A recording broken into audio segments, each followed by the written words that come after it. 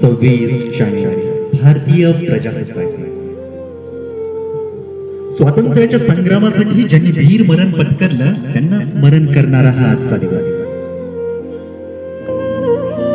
अनेक बुद्धिमंत विचारवंत लोकांनी जे संविधान रचलं त्यांना स्मरण करणारा आजचा दिवस.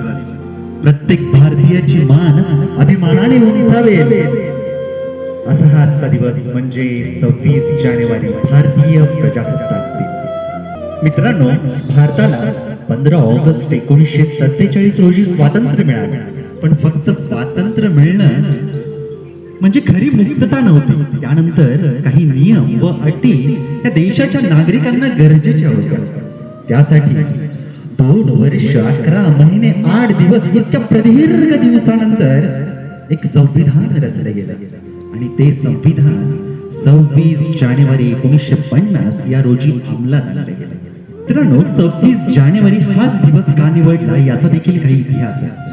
साठी आपल्याला 20 वर्षांपूर्वीचा इतिहास पाहावा लागेल. 1929 ते 30 चा जो कालखंड.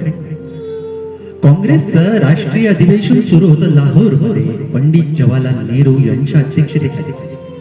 त्यावेळी संपूर्ण स्वराज्य पूर्ण स्वराज्याची मागणी नेहरूजींनी केली होती व 1 वर्षाचं अल्टिमेट इंग्रज सरकारला दिलं होतं की 1 वर्षात आपण हद्दपार व्हावे. पण या 1 वर्षात इंग्रज हद्दपार झाले नाही.